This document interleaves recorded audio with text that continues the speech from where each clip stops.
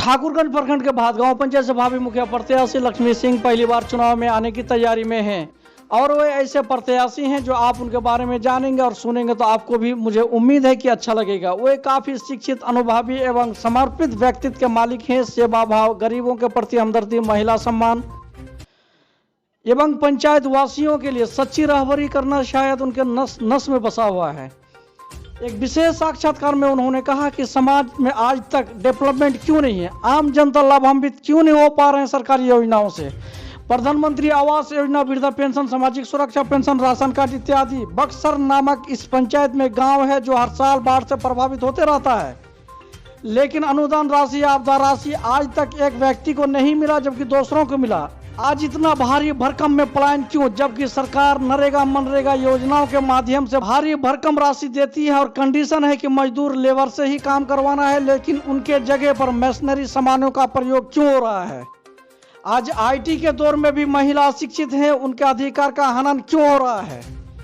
Corruption चरम सीमा पर है, चाहे ऑफिशियल हो या नॉन ऑफिशियल। कहीं म्यूटेशन के नाम पर तो कहीं जाति निवासी आधार कार्ड या वोटर कार्ड के नाम पर क्यों ना हो। अगर मैं आती हूं तो इन तमाम चीजों के साथ साथ गरीब मजदूर लोगों का, महिलाओं के अधिकार का, किसान भाइयों का, शिक्षा, स्वास्थ्य आदि मामलों में शोषण होने नहीं देंगे। चाहे इसके लिए जो भी कीमत चुकाना पड़े, मैं उनके लिए समर्पित एवं तैयार हूँ। मेरी जिंदगी जीने का शायद यही उद्देश्य है और मैं इस पर कोई कंप्रोमाइज नहीं कर सकती। एक्चुअली क्या है, मैंने देखा है, मैं यहीं रह रही हूँ, तो मैंने कुछ खास डेवलपमेंट नहीं देखा है।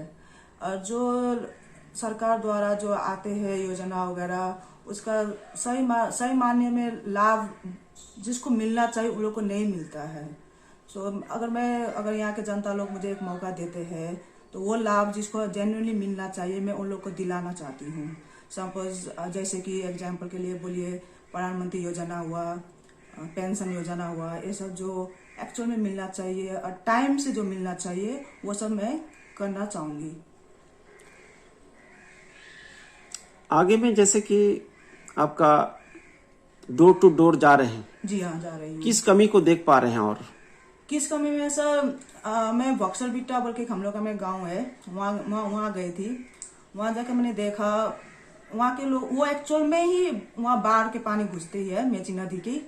तो वहाँ के लोगों का ये शिकायत आया जब मैं गई थी, तो वो लोग ने कहा कि हम लोग को इस बार बाढ़ का पैसा नहीं मिला जो सरकार देती है, हम लोग उनसे वंचित रह गए, तो और वो लोग को मिलना चाहिए। और मैंने ये भी सुना है, देखा है मैंने, जहाँ बाढ़ नहीं आती है वहाँ बाढ़ पीड़ित बोल के वहाँ के लोगों को बाढ़ का जो अमाउंट आता है गवर्नमेंट के आपदा वाला पैसा वो मिला है। और वहाँ बक्सर बिटा में कुछ गांव, मतलब बक्सर बिटा एक्चुअली टोटल वो बस्ती में बाढ़ का पानी घुसता है, ये बात किसी से छिपी नहीं है।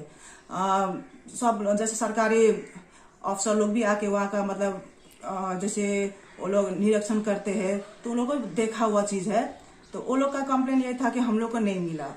तो मैंने उन लोग को बोला ठीक है, आप लोग मुझे इस बार मौका दीजिए, अगर आप लोग मुझे जिताते हैं तो आप लोग का जो भी बाढ़ का पैसा जो भी पूरी तरह से आप लोग को मैं दिलाने की कोशिश करूंगी। करने पर मजबूर हैं और पलायन करके चले जाते हैं, तो आप अगर मुखिया बनती हैं तो मजदूर के लिए क्या करेंगे, किसान के लिए क्या करेंगे।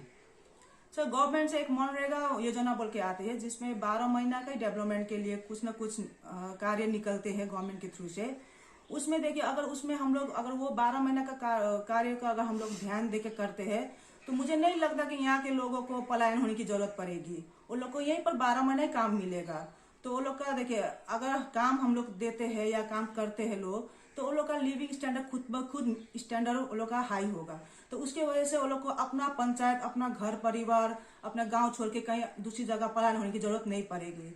तो मनरेगा योजना के थ्रू से जो भी डेवलपमेंट का काम होगा वो मैं लाने की कोशिश करूंगी। भरपूर कोशिश रहेगा कि मैं अपना पंचायत में विकास डेवलपमेंट जो बहुत ना का बराबर हुआ है उसको मैं आगे तक डेवलप करके ले जाऊं। क्या बनने जा रही है सर? देखिए, यहाँ के महिला लोग एक्चुअल में बोलने से देखिए बहुत कम, मतलब मोस्ट परसेंटेज में बोलने से कम पढ़े लिखे है या कोई पढ़े लिखी भी नहीं है। तो अभी जैसे मैं डोर टू डोर जा रही हूँ, उन लोग को समझाने की कोशिश कर रही हूँ कि आप भी एक महिला, मैं भी एक महिला हूँ, तो मैं महिला का प्रॉब्लम मैं जेंट्स से कंपेरिजन टू जेंट्स मैं उन लोग का प्रॉब्लम मैं सही तरीके से समझ सकती हूँ। तो आप जैसे कोई भी प्रॉब्लम हुआ लेडीज लोग को देखे, अब हम लोग का ये जैसे भातगांव पंचायत बोले या हम लोग का क्षेत्र में बोलिए थोड़ा बैकवर्ड भी है। बैकवर्ड होने की वजह से लेडीज लोग थोड़ा मतलब घर से बाहर निकलने थोड़ा हिचकिचाते हैं। तो इसकी वजह से क्या उन लोग को मैं कन्विंस करने की कोशिश करूंगी और उन लोग को मैं ये बोलूंगी कि ठीक है आप लोग अब पढ़ नहीं पाए, ठीक है, लेकिन अपने बच्चे लोग को पढ़ाइए, जो आप लोग जो पढ़ाइए, शिक्षित कीजिए। आप लोग जो अपने बच्चे लोग को खेती वगैरह भेजते हैं, अभी फिलहाल उन लोग का पढ़ने का टाइम है। सरकारी स्कूल में पढ़ाते हैं, मतलब फ्री में एजुकेशन दे रहे हैं, तो उन लोग को स्कूल भेजिए, पढ़ाइए। पढ़ाने से क्या होगा, उन लोग का भविष्य उज्जवल होगा। एक अनपढ़ में और पढ़े लिखे में बहुत अंतर होता है। पढ़े लिखे क्या होता है, एक वो लोग अपने में कैपेबल होते हैं कि क्या गलत क्या सही वो लोग डिफरेंशिएट कर सके। और ये चीज हम वो लोग को समझाएंगे कि आप लोग अपने बेटा बेटी को, अभी वो लोग का उम्र है पढ़ने लिखने का, तो वो लोग को स्कूल भेजे। स्कूल भेजने से क्या होगा, वो लोग का मेंटली शिक्षित होकर मेंटली वो लोग का विकास होगा, जिसके वजह से वो लोग में एगो रंग काम करना से अच्छा हो, अच्छा से अच्छा काम करे बड़े होके, या अपने जैसे फैमिली को सपोर्ट कर सके।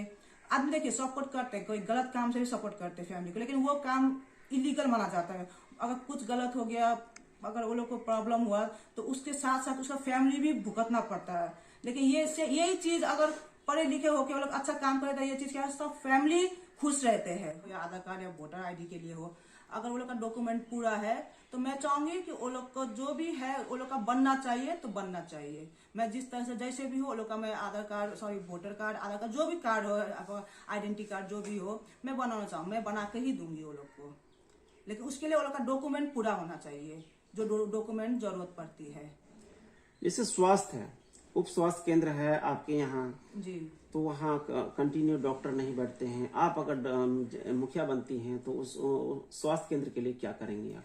सर देखिए, स्वास्थ्य केंद्र हम लोग का पंचायत में है, लेकिन वो काफी सालों से बंद है। वो जर्जर स्थिति बहुत ही खराब स्थिति में है। तो उसको मैं अगर मैं मुखिया बनती हूँ तो उस स्वास्थ्य केंद्र को मैं सुचारू करना चाहूंगी। उसको मैं जैसे कैसे होगा, कहाँ से होगा, कहाँ किससे मिलना होगा, कौन अफसर से बात करना होगा, मैं करके उसको मैं कंटिन्यू सुचारू रूप से चालू करना चाहूंगी, क्योंकि वो बहुत जरूरी है। आपको हर एक पंचायत में स्वास्थ्य केंद्र होना जरूरी है। मैम इस बार बताइए कि आपका जो जनता से क्या अपील करना चाहती हैं? अभी आपका आगे में चुनाव है जी, तो आप जनता से क्या अपील करना चाहती हैं, क्या उम्मीद रखते हैं आप जनता से?